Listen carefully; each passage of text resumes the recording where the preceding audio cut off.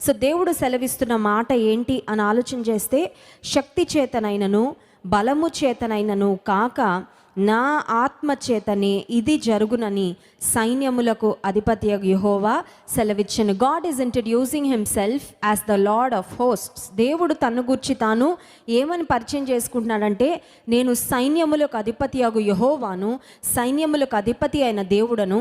శక్తి చేత కాని కార్యాలు, బలము చేత కాని కార్యాలు, ఒకవేళ నీ శక్తి చేత నువ్వు సాధిద్దాం అనుకుంటున్న కార్యాలు, లేకపోతే ఇంకొకరి సహాయము ద్వారా నువ్వు చేద్దాము జరిగించుకుందాం అనుకుంటున్న కార్యాలు శక్తి బలము కాదు, కానీ నా ఆత్మ ద్వారా జరిగిస్తాను అని దేవుడు మాట్లాడుతున్నాడు. నిజమే, మన జీవితాల్లో కూడా కొన్ని శ్రమలు, కొన్ని సమస్యలు వచ్చినప్పుడు మనకు అనిపిస్తుంది, ఇది నా శక్తికి మించినది, మా కుటుంబానికి మించినది, మా జ్ఞానమునకు మించినది, మాకున్న ఎవరు కూడా ఈ పరిస్థితిలోండి మమ్మల్ని బయటకు తీసుకురాలేరు, శక్తికి మించినది, జ్ఞానమునకు మించినది, బలమునకు మించినది, సామర్థ్యమునకు మించినది అని అనిపించే సందర్భాలు చాలా వస్తాయి. అయితే దేవుడు మాట్లాడుతున్నాడు ఏమనంటే, శక్తి చేత కాదు, బలము చేత కాదు, నా ఆత్మ ద్వారా నేను చేస్తాను.